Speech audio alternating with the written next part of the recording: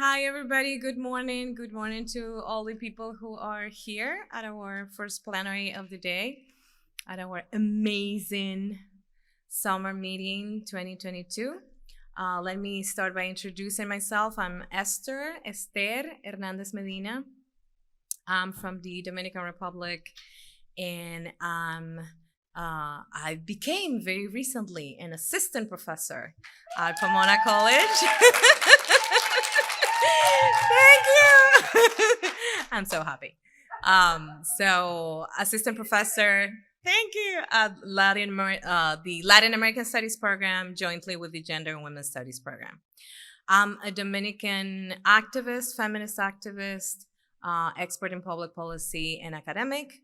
And I'm so thrilled. You have no idea. I'm so happy to be here, not only at the meeting because I just arrived yesterday. Don't ask me how the flight was. But especially at this plenary, which is part of the conversation that we started under, the amazing leadership of our president, Roberta Villalón, at our winter meeting in New Mexico. And as you know, part of what Roberta has been trying to do, along with Barrett and the entire team, is to make our work at SWS even more intersectional and even more transnational. And that is, of course, building upon years and years of work by former SWS presidents, but now we're trying to do it even more explicitly here today. So let me get started with and you're going to see me looking at my computer to my side, sorry about that, with the land acknowledgement and the recognition for the session.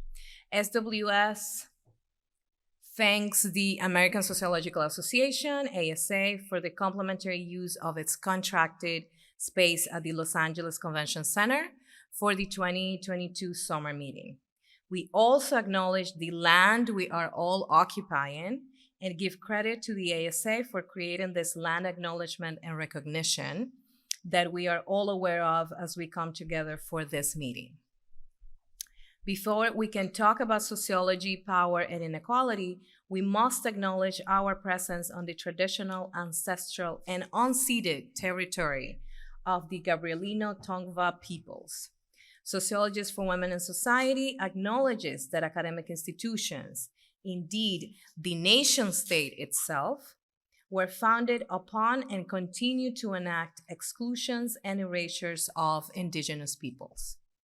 This acknowledgement demonstrates a commitment to beginning the process of working to dismantle ongoing legacies of settler colonialism and to recognize the hundreds of Indigenous nations who continue to resist, live, and uphold their sacred relations across their lands.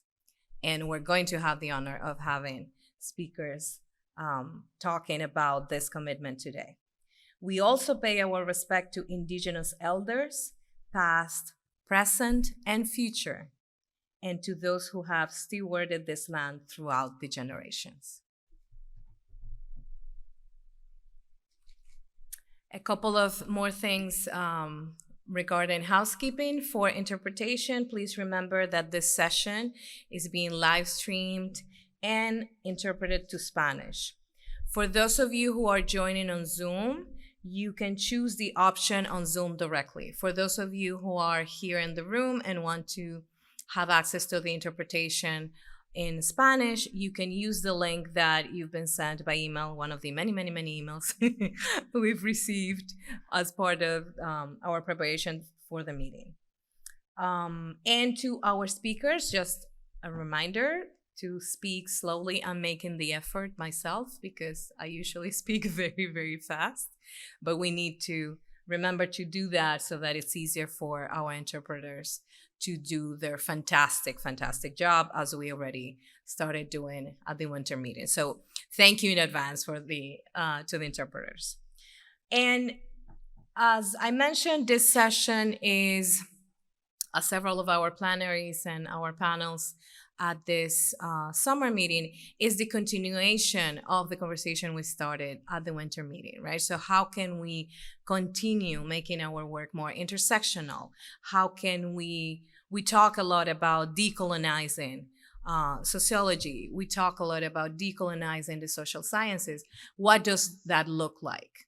What does that look like when we want to make our connections to not only activist, scholar activist movements here in the US, but also in other parts of the world? And of course, the fact that we are, many of us, wearing this green bandana that connects us to the green tide in Latin America is a very, very important part of that. Several of the members of the audience here are doing that too. I just came back from the Dominican Republic. As I mentioned, that's where I'm from originally. And that's a country where we are still fighting for not even abortion. I mean, of course, is the overall goal to get abortion depenalized under all circumstances. But right now, the context is so difficult that we've been fighting in the Dominican feminist movement to depenalize abortion in 3 exceptional circumstances. Unfortunately, with everything that has happened with the reversal of Roe versus Wade, that means that here in the US, we're in a very similar situation. But part of what I've been telling my colleagues and my friends and my peer activists here in the US, but also in the Dominican Republic and in Latin America, is that also gives us an historical opportunity. And we started that conversation yesterday as well. That means that we, feminist activists, scholars, movement leaders here in the US, those of us who are also from Latin America but are based here in the US, can engage in a more sustained form of collaboration with our peers in Latin America and the Caribbean. And there's so much that we can learn from each other. And I'm really excited about the opportunity of having this entire summer meeting, and in this case, this plenary, be about how to build those collaborations. Because as you're going to see in a few minutes, all of the fantastic, fantastic speakers that we have today have done intersectional work and have very concrete examples in their work, not only in the research, but also in terms of their activism and their service work about, those are examples, very clear examples of things that we can do. Okay, so I'm going to start by reading, actually, I'm going to read the bios right before each presentation so that we remember what we're talking about, and very briefly. So we're going to start with Mary Romero. Mary Romero is a professor at, or we heard you just retired? Yeah, so Mary just retired. And she was a professor at Arizona State University, and she was the 110th president of the American Sociological Association. Yay! She's the 2017 recipient of the Cox Johnson Fraser Award, ASA, the 2015 Latino Sociology Section Founders Award, 2012 Julian Zamora Distinguished Career Award, and many other awards that you can read about in the program because she has many. And she is also the co-editor of 8 books and has written extensively on care workers, immigration law enforcement, and civil rights in law reviews and social science journals. So let me welcome Mary Romero, and we're going to start the plenary with her. Each of the presenters is going to have 15 minutes, and then we're going to engage in a conversation with those of you here and those of you on Zoom. Mary, thank you so much for being here.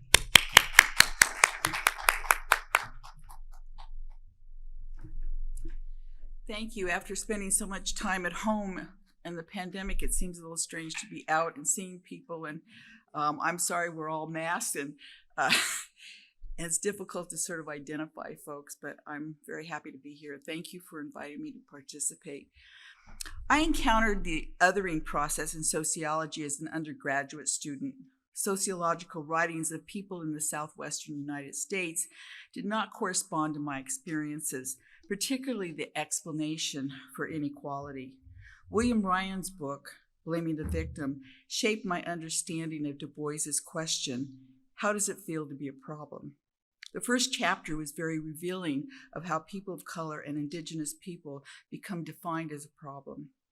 The chapter is entitled The Art of Savage Discovery and illustrated a form of othering that involved blaming them for their poverty, inadequate schools, substandard housing, and problems confronted in their daily lives.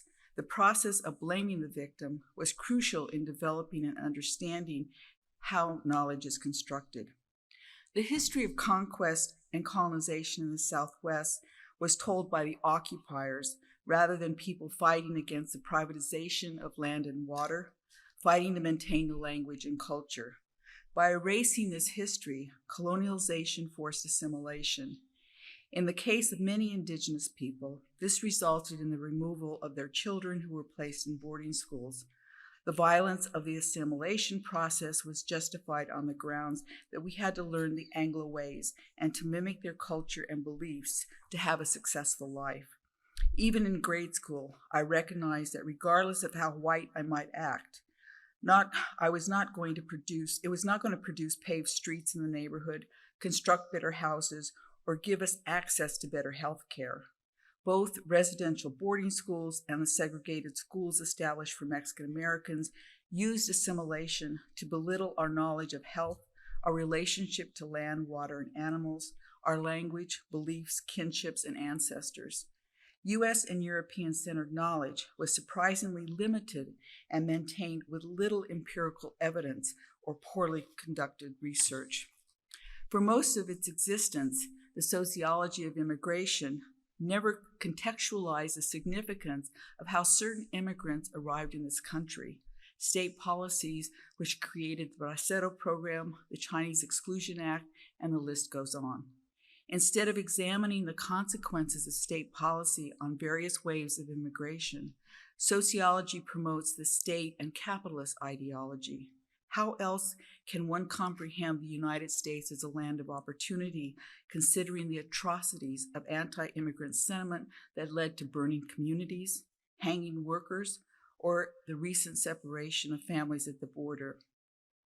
Assimilation maintains state ideology and completely ignores and erases generations of parents sacrificing their own lives and laboring under horrible conditions to help their children to get an education and a better life. Instead, the better lives that their children have is attributed to social mobility and the American dream. These kinds of concepts and approaches in sociology do little to unite people or to get us to think about how our problems or issues are collective rather than individual. During the era of the global pandemic, everyday activities were disrupted and many drastically changed. We experienced deaths in our families and communities. Some lost their employment while other workers transitioned to doing their jobs at home. In-person education transitioned to online classes. Parents still working outside the home had to find childcare or lose their jobs, and parents working at home also had to care for children and help with online learning. Children without internet access had to find hotspots to continue their education. Health providers and essential workers put in overtime, many times without protective equipment. Visiting friends and family was curtailed to avoid transmitting the violence, and the list continues. The virus exploited a wide range of social issues that exacerbated the social inequalities and revealed various forms and different intensities experienced across our communities, the nation, and around the world. Unaffordable health care, absence of a living wage for all workers, high rent costs, costly childcare, an ongoing gender wage gap, and the lack of benefits. During this era, Blacks felt the ongoing trauma from police killings in their families and community, some finding the time and energy to protest and demand racial justice. Undocumented immigrant parents faced the constant threat of deportation and the possibility of being separated from their children. Many worry about their children's future under DACA. LGBTQ community faced increasing violence against transgender and gender nonconforming people, particularly among Black and Latinx transgender women. Asian Americans and Asian immigrants were subjected to ongoing xenophobia attacks and fear for their family's safety, particularly the elderly. We also experience fires, floods, hurricanes, excessive cold and heat waves, an increasing number of plant and animals listed as endangered, and a growing number of climate refugees. Yet, throughout this period, people express the wish to go back to their normal routines. Going back to normal includes the science deniers, conspiracy theorists, and prioritizing capitalism that fueled the spread of COVID and created the circumstances for new variants of the virus. Similarly, denying climate change has resulted in global warming increasing our environmental crisis. Do we really want everything to go back to being the same that we call normal? The axis of domination and subordination in the economy and society that COVID-19 exposed will be a lost opportunity if we go back to accepting all the social inequalities as normal. Over the last decade, sociology in the United States has been undergoing pressure to address its colonial past, which is evident in the growing scholarship in Du Boisian sociology, reviving the buried sociology conducted in Black universities and colleges, Black and white women's scholarship in the settlement movement as scholar activists. The increasing interest of decolonial theory has become an incentive for U.S.-trained sociologists to engage with scholarship produced outside of the United States, Canada, and European structures which control the production and distribution of knowledge. However, much like the integration of intersectionality into our discipline, namely gender and race, these changes tend to be missing in too many PhD sociology programs, which leave sociologists having to do this work on their own or after getting their PhD. Few programs offer a graduate seminar on gender or race, nor do required courses in theory and methods incorporate the work of W.B. Du Bois, Anna Julia Cooper, Ida B. Wells, Jane Addams, and others engaged in scholar activism in the social settlement movement. Along with reclaiming these voices, we need to incorporate the work of sociologists in the Global South. Only then can we develop the skills to begin to envision new ways of doing sociology and continue the process of identifying the frameworks and concepts of othering groups in the United States and begin to interrogate how U.S. sociology normalizes social inequality and social exclusion. My research on women of color graduate students found that social justice was the driving force to getting a PhD in sociology. However, the socialization process within graduate programs makes clear that sociology is not about social justice. While the term scholar activist has become acceptable in some departments, any notion of advocacy research is not. The hidden curriculum in graduate school also includes devaluing applied research. Theoretical work decoupled from research is highly valued. Focused on immigration rather than race is supported. White students researching white communities is a norm, but students of color researching social issues in communities of colors is me-search. However, white students conducting research in communities of color is highly regarded. Currently, the discipline is organized into silos, such as race, ethnicity, methods, theory, social problems, labor, collective movements, etc. Scholars working outside these silos make the field messy by addressing race or gender, for example, and are frequently pushed to the margins in the university, which are interdisciplinary studies such as critical race studies, justice studies, women and gender studies, and other projects that are not pure enough to be perceived as sociology. While most sociology departments would see a problem in offering a course on gender in an all-male department, many see no problem in offering courses on race in an all-white department. Changing the hearts and minds of colleagues in hiring gets translated in having at least one sociologist of color in the finalist list, or obtaining a special faculty line to hire a faculty of color, and many times the only acceptable applicant needs a similar pedigree as the white faculty. This includes attending similar graduate schools, having mainstream mentors, and publishing in the same journals. It is important to note that all of these are examples of sociologists using other measures than empirical evidence to make decisions. Graduate students face similar evaluations with departments requiring GRE scores. In the last couple of years, universities have established a new position, either the dean or provost of diversity, to deal with discrimination, racism, homophobia, and the lack of associate professors of color going up for full, using special funds for departments willing to hire faculty of color, and probably most important, having a university dean or provost of color that can serve as evidence of diversity at the administration level, as well as having a person to attend receptions, lectures, meetings, and other university functions addressing diversity. Of course, holding diversity training is central. However, most significant administrative positions are filled by white men and a few white women.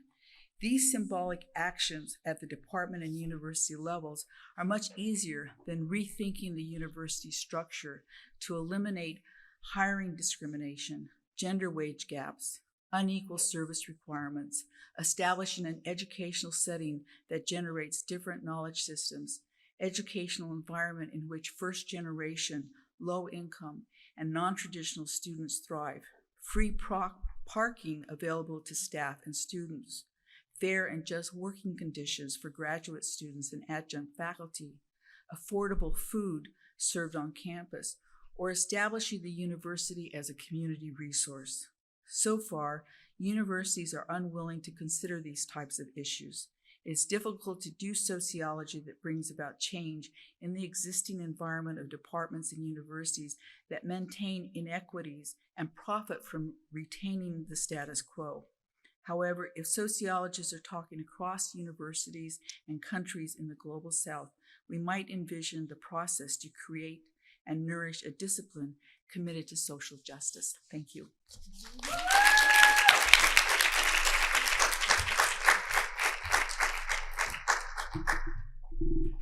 Thank you so much, Mary. And thank you also for using actually less time than needed and established. I'm going to first cancel the timer and introduce to you Carmela Roybal. Carmela Roybal Tampovi in her original language was the 2020 Chow Green Dissertation awardee. Which of course is very close to my heart as the co-chair of this Sister to Sister committee. That helped her complete her doctoral project and to graduate from the Department of Sociology at the University of New Mexico. She was born and raised in New Mexico, and therefore land, culture, and language are all an integral part of her existence.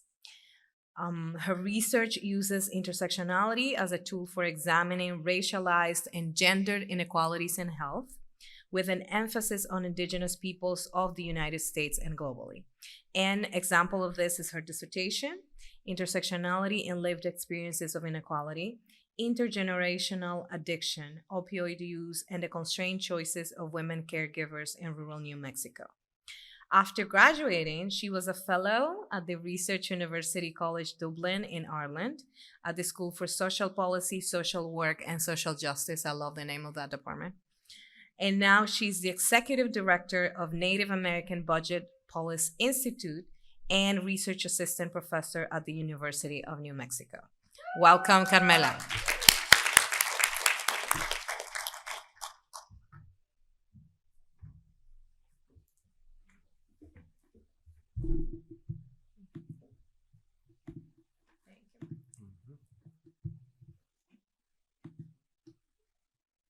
We're gonna have some fun today. Sangitamu, Biagandi, Biko.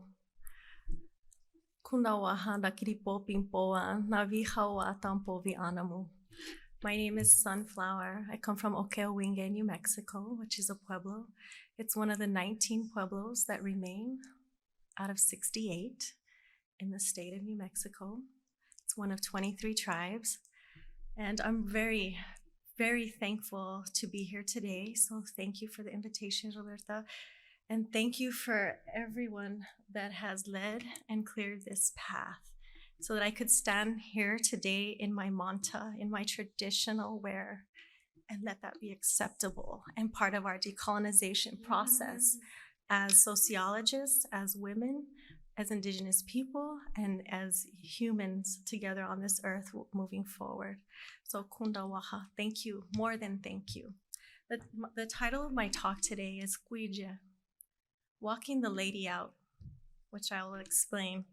I thought a lot about this in our language, in our words, and how important they were and how powerful they are and how they have been erased, manipulated, and moved out of sight so that we don't have to recognize our colonial past and we don't have to stop this process that continues today in 2022. So Indigenous Matriarchs, Decoloniality, Dismantling Structures of Power. So I am a Tewa woman. We are a matrilineal, matriarchal society. So we are the leaders. We are the heads. We are the heads of families, governments, language. We are heavily protected. And all of these different ideas and concepts were eradicated, erased, and moved through violence in multiple colonial projects. I have a two-part short presentation, and you're so welcome to answer or ask any questions. So I'm going to talk about how I think about, as a Tewa woman, the decolonization process and what that means for humanity, for all of us, and how we work through these projects and how we infuse these in our daily lives. So number one, I don't use the word I, because in our way, it's we, it's our. This is all of us together. So it's very rare that people are like, who are you talking about? But it's always our, it's everyone. How does it feel to be a problem? Thank you so much for sharing that, Mary. We've been an Indian problem since 1492. We're called the Indian problem, that documented at the federal level. We have been the problem. How does that feel to be a problem? And that is something that we have in our generations, our families, and today we live with that idea and that othering. So breaking these chains, removing those, and raising our voice collectively as people empowered. We've never had to be empowered. We've always had it within us. So we've never had to. We just have to use what we have and regain that so that we can connect with others and really rebuild systems. So I do want to give a sort of a trigger warning. There's some topics. This is our reality. This is what we see on a daily basis, and it may be uncomfortable. So I just ask you to bear with me. It's uncomfortable for me at times also. So I picked pieces out of what people's ideas of decolonization is. And, there's some really great work around decolonization, but I always like this idea of it's not a metaphor. It's not a land recognition. A land recognition is a prayer. So every time you say that, that's a prayer. So before you come onto the land, you pray and you recognize out of respect those in front of me. So before I come speak to you, I asked and I put the respect to all of you as humans, as human beings. So I say biagandi, like this is a respect that I give to you, and you're going to recognize me as a human. I'm going to give that respect back to me, and together we walk, because that's how we say it in our language. So the land acknowledgement is always saying, we respect you, your spirits are still here, and we're going to be here with me as we walk together. So decolonization is not a metaphor, and this concept of land is very integral, and it's very integral to our idea of women, because we see, and I'll get into that, we see our bodies as the same as the earth, right? It's this whole idea of land and land acknowledgement is a prayer to our own bodies, to our own earth, and to our own existence. So I took a couple different quotes and ideas and system, what people think about decolonization. And I love this piece from Linda Smith. We had absolute authority over our lives. We were born into a lived universe, which was entirely of our making, and we did not need to be discovered by Europe. Research coming in is part of this extension of this discovery process that we have been at the back end of, or the subject of. So many Indigenous scholars look at research as one of the harshest, most troublesome concepts that exist. We were at the center of that, right? So until stolen land is returned, critical consciousness does not translate into action that disrupts settler colonialism. So really thinking about, what does it mean to undo? How do we decolonize? How do we undo this? It's not just in your mind, it's action. It's citing Indigenous scholars, it's donating to different causes, it's walking the walk that we are talking. Like, how do we incorporate at every single level, right? At the structural level, at our individual, how do we create that type of inclusion? How do we bring everybody into a circle? Bring us back together. That is decolonization, the process. So also, many think or discuss decolonization as we need to go back to understand what was done to us, to understand how we actually undo it. How do we fix? What does that actual past look like? When did we start believing that we were the problem? When did we internalize that we weren't good enough to enter school or to have, question the housing or question why we didn't have adequate health care during COVID-19 pandemic? So we need all of these processes to understand that that is not the norm. As Indigenous people, we saw the death rate skyrocket higher than any population in the globe. In New Mexico alone, our death rates, right, were extremely, extremely high. When we looked into the Indian healthcare system provided by the federal government, we found that there were only 113 ventilators for 574 tribes last year. So we see that these fundings, these things are discretionary, and we have always been at that. So decolonizing is really going back and understanding these different pieces. How did this happen? So I want to take us forward, and I want to talk about some of the projects and give a little context to Native America. So fighting terrorism since 1492. Today there are 574 tribal nations that are federally recognized. There are far more tribal nations that are not recognized, that are fighting for land, justice, healthcare. That's tens of thousands of Indigenous people here in the United States that have no healthcare, no aid, no support by the federal government whatsoever. State government are fighting today. So when the federal government decided you're a citizen or you're part of this, we're still fighting this fight, this same battle. The Indian wars have never ended. That's something my father made me remember always. These wars that started during this time have never ended. Today in 2022, we are still fighting these wars, and they've translated into these other pieces. They say that the pre-contact population in 1987 were about 18 million. Others now estimated that the pre-contact was 48 million.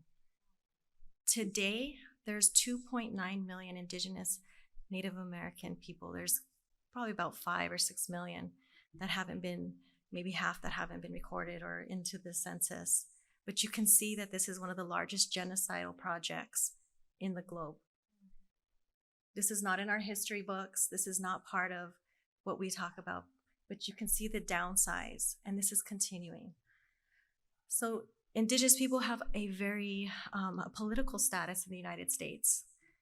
They are the only people that have to represent who they are by a degree of blood and have to be part of this project, this ongoing project that has major effects, including the new Roe versus Wade, which will evidently turn into very serious issues for Indigenous people, including challenging their sovereignty, challenging the location of their children that will be moved into foster care systems.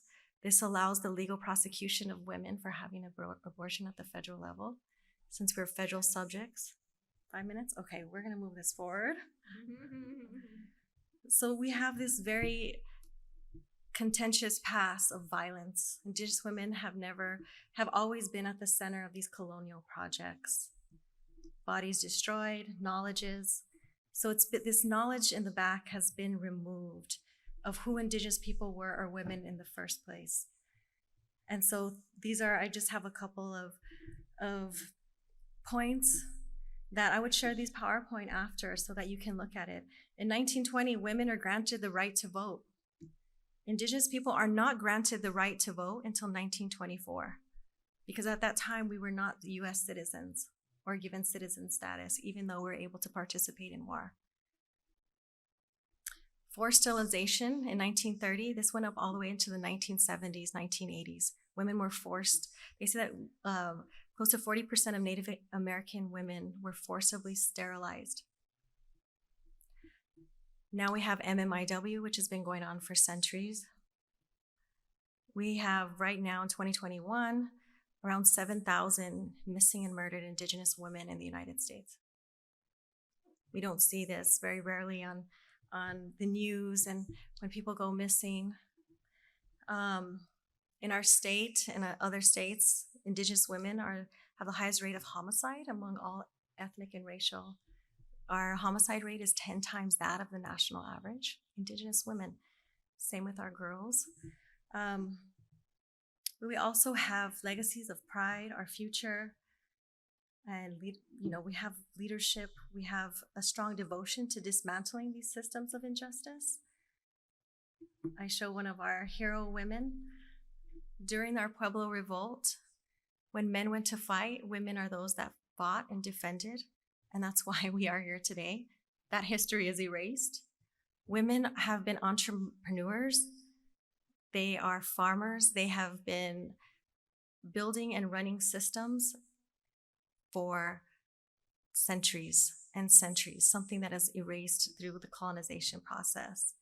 Here, I'm just going to share a few items that we're really proud of and that just different groups have really come together.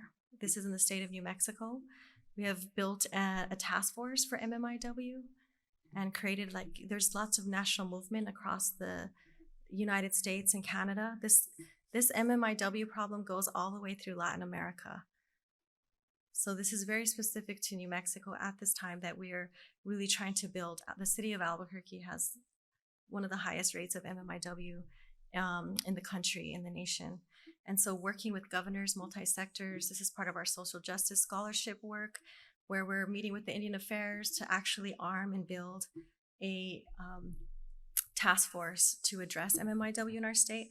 And I wanted to share, I have a bunch of pictures up here, and these are all Indigenous women and groups that have taken back a lot of our traditional knowledges around birthing. We have, Indigenous women were our doctors. They were our doctors. So we were the doctors, we were the house builders, the entrepreneurs, the leaders, the medicine people, and all of that. So we have all of that within us.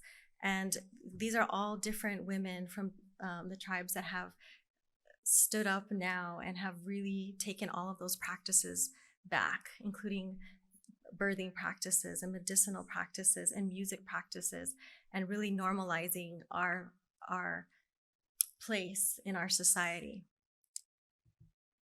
And I just want to say, Kunda Waha Herkim. I'll leave you with this quote: "A nation is not conquered until the hearts of its women are on the ground. Then it is finished, no matter how brave its warriors or how strong their weapons."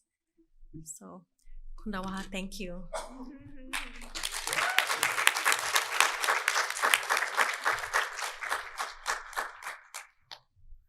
Thank you so much. Thank you so much, Carmela. This is just absolutely amazing. Okay, so now we're going to continue. Let me look at my cheat sheet. Our next speaker is a fellow Dominican. Yay! Nancy López. Nancy is a professor of sociology at the University of New Mexico. Dr. López co-founded and directs the Institute for the Study of Race and Social Justice, and she's the founding coordinator of the New Mexico statewide Race, Gender, Class Data Policy Consortium, talking about intersectionality. Her scholarship and teaching are guided by the insights, as I mentioned, of intersectionality and the importance of developing contextualized solutions that advance justice. She has been recognized for her contributions to engaged scholarship through the ASA William Food White Distinguished Career Award for Sociological Practice and Public Sociology. She has served on over 75, yes, I said it correctly, 75 PhD and MA committees. Yes. And she has given over 130 seminars at national conferences, invited lectures, and community gatherings. Please join me in welcoming Nancy López.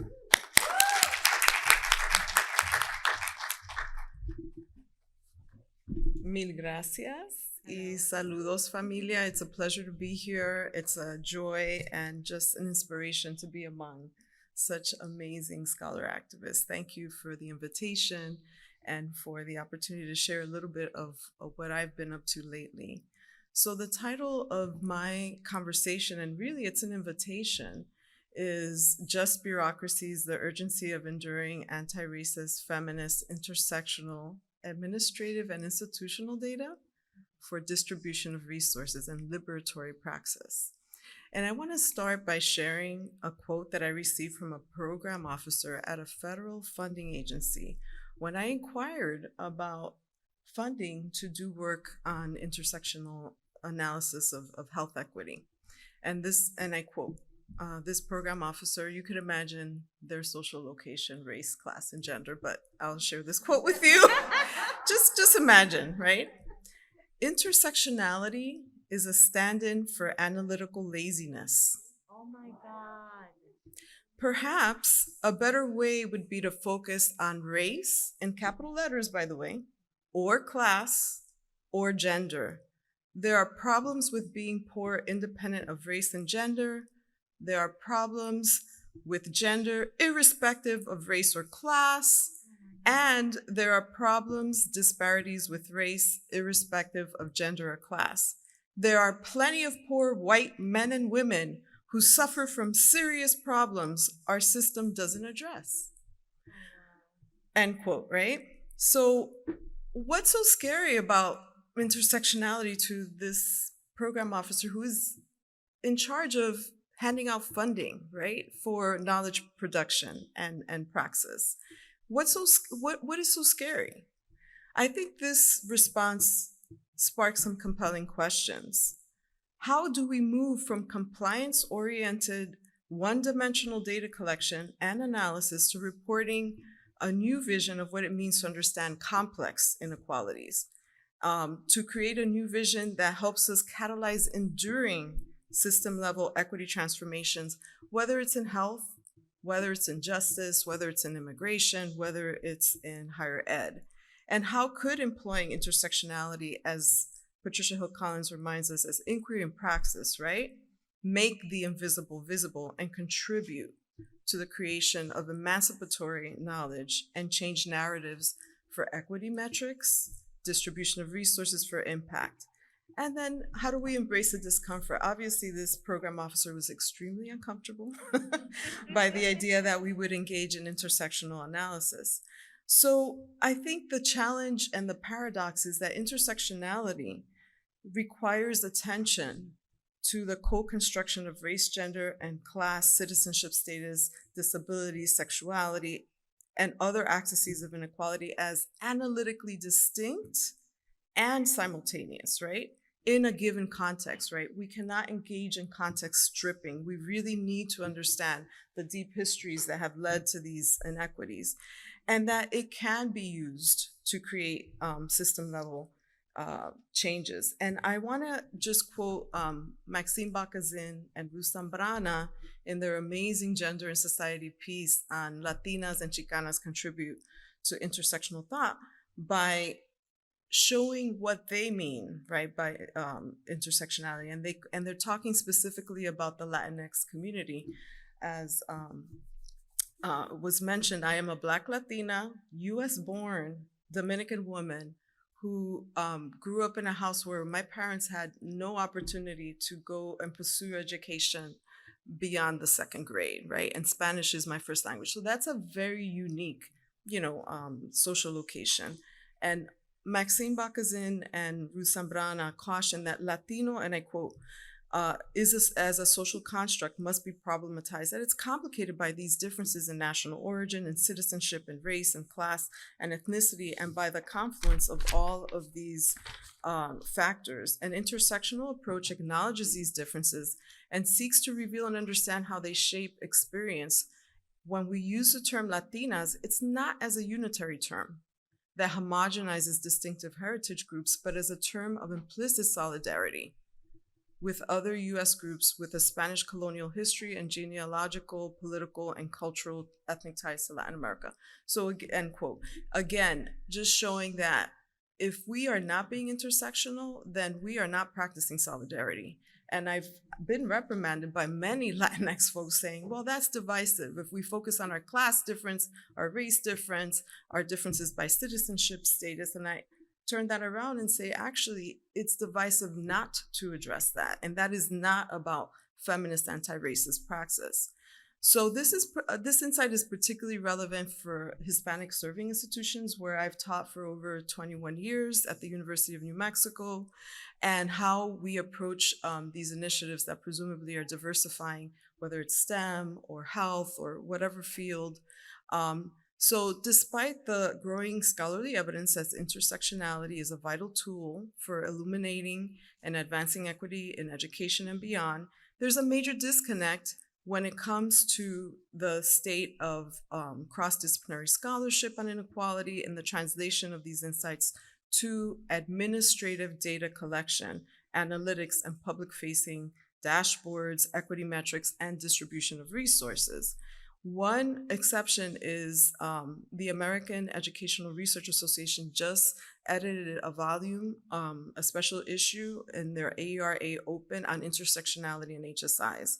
However, to my knowledge, and I hope I'm wrong, there has not been a single institution of higher education in the US that employs intersectionality for baseline administrative data, not one. Sometimes you'll see reports that report race and gender, but seldom do you see any reporting race, gender, first generation, college status as a simultaneous category of experience on their institutional websites. And to be clear, they do collect this data, but it's never reported that way. And there are surveys that do it, but never. So I'll end by just sharing a little bit about a current project that I'm working on to change this, to catalyze major differences. So it was mentioned that in 2014, I created the New Mexico statewide Race, Gender, Class Data Policy Consortium. And one of the first things we did was add parental educational attainment to all of our undergraduate applications, but there's still resistance to adding it to graduate applications. Who's scared, right? That's all I have to say. So my next project to catalyze a just bureaucracy was recently recommended for funding by one of these federal agencies. And this fall, it's my hope to launch a virtual conference series to answer the urgent question to catalyze and advance intersectional equity in higher ed. We will invite 25 HSIs, Hispanic serving institutions, to join our year-long virtual conference series as a community of practice. We've already reached out to an alliance of some of these HSIs and the Inter-University Program for Research on Latinos, and they're gonna be asked to produce deliverables, right? This is not just talk. So 3 things we're gonna ask them to do: a data policy brief, where they share their consensus values, the status quo of current data collection and analytical strategies, and they will be asked to propose alternatives that employ intersectionality for transforming the status quo of data collection and reporting. Number 2, an action plan. Each HSI community of practice will be asked to identify 2 to 3 priority long-term and short-term actions, including their theory of change, stakeholder engagement process, and opportunities, and how they will sustain this community for distributing resources like admissions to graduate programs or participating in scholarships or faculty hiring, et cetera. And the final thing we'll ask them to deliver is a communication strategy where they will be asked to outline their key talking points they will do for narrative change, right? Anchored in intersectionality at each of their respective universities. We will also request a timeline for updates, right? How they're going to change this on their Twitter, on their institutional equity reports. And the goal is to showcase the power of intersectionality for enduring equity transformations. And all of this will be housed in for posterity in a digital repository tagged under HSI, intersectionality, etc. So again, the purpose is to kind of show how administrative data, and I don't know how many of you know right now, the Office of Management and Budget is in the process of revising the guidelines that tell everyone in the country, whether it's labor or employment or housing, how to collect race data, the census, etc., and how intersectionality is necessary in order to make the invisible visible. And I invite any of you that are interested in an empirical study that I published in 2018 with co-authors in the Race, Ethnicity, and Education special issue on critical race theory and quantitative methods. There's a piece there that shows how to do that. How do we leverage not only qualitative, but also quantitative data to do this, and actually have funding from the Robert Wood Johnson Foundation to do that, employing intersectionality for revising the OMB guidelines on race and ethnicity. So I'll end there, and I look forward to the dialogue. Oh, I do. No, I think I'll end there, maybe just with a quote from Patricia Hill Collins and Surma Bilge, where they just define intersectionality. And, this is an inspiration, I think, to all of us in their book. And I quote, "When it comes to social inequality, people's lives in the organization of power in a given society are better understood as being shaped not by a single axis of social division, be it race, gender, or class, but many axes that work together and influence each other. People use intersectionality as an analytical tool for solving problems they or others around them face." Again, let's imagine a just bureaucracy where we are using intersectionality in administrative data, not just surveys, right, for solving these problems. So I'll end there. Mil gracias. Thank you so much. Gracias, Nancy. So these speakers are not only amazing, they're also very efficient with time. So thank you so much. And our last speaker, and then we're going to, address some of your questions. So those of you who are on Zoom, but also those of you who are here in the room, let us know if you want to hear some more about what these speakers have been addressing. Stef Shuster, pronounced they, them, are an assistant professor in, is it Lyman or Lyman? Lyman Briggs College and the Department of Sociology at Michigan State University. Their current research in gender, medicine, and feminist science and technology studies considers how evidence is constructed, mobilized, and weaponized, which is the subject of their book, Trans Medicine, The Emergence and Practice of Treating Gender, with NYU Press. In Trans Medicine, Shuster traces the development of this medical field from the 1950s to modern medicine to show how providers create and use scientific and medical evidence to quell uncertainty, treat, quote unquote, a gender identity and uphold their authority. So we're going to, we're in for a treat. Thank you so much, Stef, for being here, and let's welcome them.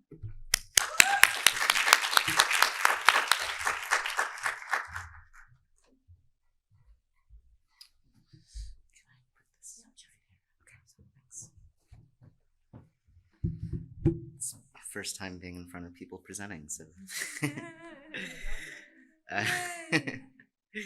And having a mask off in public. So the title of my talk, and I'm still thinking through a lot of these ideas, is Anticipating Respondents' Needs in Times of Crisis. And thank you so much for the opportunity to think through this topic. So standards are social. They accrue legitimacy by being passed from one person to person or organization to organization. As such, when standards become a part of tacit knowledge, they gain even more legitimacy and credibility, becoming a self-fulfilling prophecy of their own making. In their 2010 piece in the Annual Review of Sociology, Timmermans and Epstein remarked that, quote, standards are typically deemed laudatory. They are something one aspires to live up to. But standardization in its popular use is derogatory. It connotes a dull sameness, the suppression of individuality in the service of industrial uniformity. End quote. So standards offer parameters in which professionals can work, such as offering guidance when faced with uncertainty or challenges to one's sense of expertise. Standards can also become stagnant and difficult to change as they become a part of the canon of knowledge of a profession. What I've recently noticed in sociology is that in-person interviewing is heralded as the gold standard. This assumption shows up everywhere, from texts about how to do qualitative methods, anonymous reviewer comments on work in progress, in published work, social media, and even in private conversations with committee members deliberating on doctoral students' progress to the next milestone. But what does a gold standard mean in our practice and profession? What assumptions are contained within such an idea? And what are the consequences of restricting methodological approaches, and if one fails to uphold the gold standard for interviewing? I want to take maybe not 15 minutes, a little less than that, to think through some of the assumptions that shape this idea of the gold standard and how COVID-19 has created opportunities for sociologists to reimagine data collection practices, including challenging taken for granted assumptions that guide expectations for how interviews should unfold and where they should occur.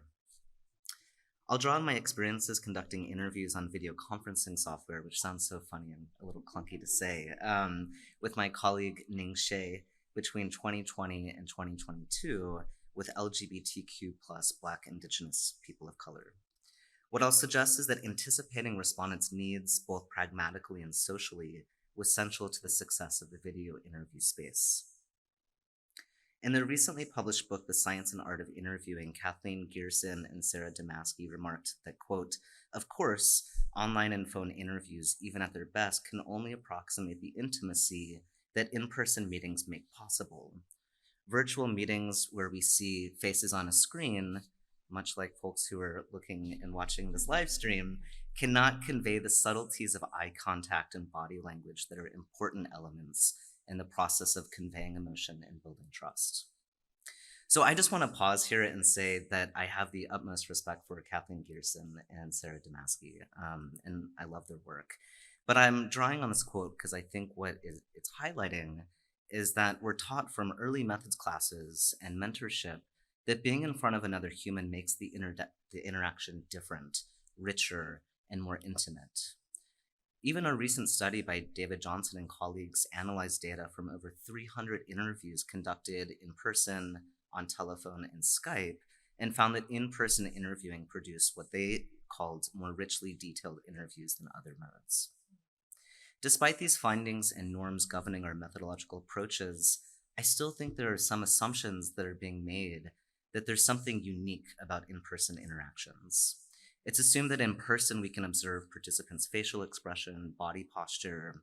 It's also assumed that through in-person interactions we can get a feel for interviewees' affective responses, such as those moments when interviewees feel discomfort, elation, or misery in sharing a particular story or answering a question. Sociologists are trained to believe that being in person is a key component of understanding social life, and that interactions through a computer are not as good, real, or authentic. There's also other assumptions within this gold standard, such as building rapport, establishing trust, and putting respondents at ease, all require in-person interaction. Where this gold standard for in-person interviewing and even empirical substantiation of it becomes fraught is not only in response to the COVID-19 pandemic and travel restrictions, but the challenges of finding hard-to-reach populations, marginalized people, and or those who may feel more comfortable not being in person, such as when disclosing personal and confidential information, including experiences with health, violence, or stigmatized practices and behaviors. It's within these populations' lived experiences and behaviors where having a little distance between interviewer and interviewee might actually enhance the interview that is so rarely addressed in the existing scholarship. So I'm going to turn a little bit to just kind of talking through some experiences that I've had. A few months before the pandemic began to unroll across the US, my colleague Ning Shea and I decided to begin interviewing LGBTQ plus BIPOC people about their health experiences. If you're not familiar with Ning, Ning's work is phenomenal, and it typically focuses on sexual minorities in health, while my work typically focuses on gender minorities in health and trans medicine. We had just completed a review article for the Journal of Health and Social Behavior on the state of scholarship on sexual and gender minorities, and wanted to begin addressing a lasting gap. And we kept coming back to it, and I was like, is this actually a thing, or are we just not looking in the right place? And we just kept finding there's a gap in the scholarship on the intersecting health experiences of BIPOC LGBTQ plus people. But then the pandemic happened, and we were at a loss about what to do. And I had been raised in the model that in-person interviews are always best.